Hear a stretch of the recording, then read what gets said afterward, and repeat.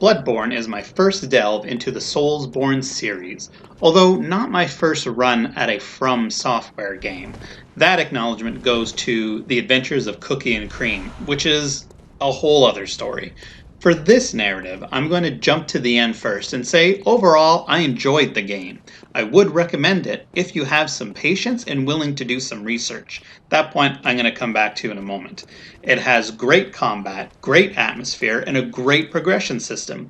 Even when you fail, you feel a sense of progression, which is good. It's just getting over that first hurdle, as it's a very slow start to begin feeling those things. But why bore you with what people that love the game have already said? After I had gave up on the game initially and came back for a second try, I was lucky enough to have a co-op partner that had played it before to come along with me for a solid chunk of the game.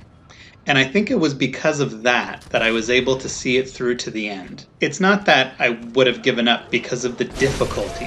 It's because of the other flaws that I would have had trouble getting past. Some games have puzzles where you have all the pieces you need to figure out how they go together.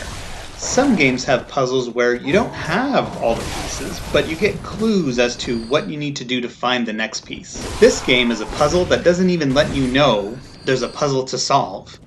This game requires homework, and I don't like doing homework. It's not the difficulty that would get me, it's the fact that without looking it up or without being told to, I would have been lost in terms of what to do next.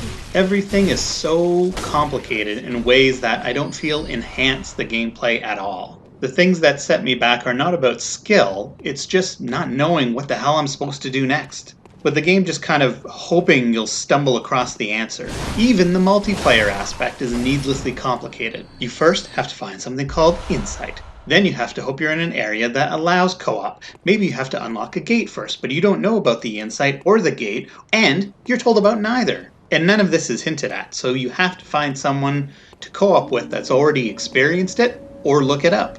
But maybe you didn't even know you had something to look up. At one point you have to knock on this random door, which up to this point the game has trained you that doing this is redundant. And by knocking on the door someone will give you a stone, which will let you get teleported if you let a big bad monster grab you, which you've been avoiding this whole time. What? And that's how Bloodborne loses points with me. That's what keeps it from being great for me. Giving some satisfying combat, wrapped in a wonderful aesthetic, dipped in the nagging question, well, how was I supposed to know to do that?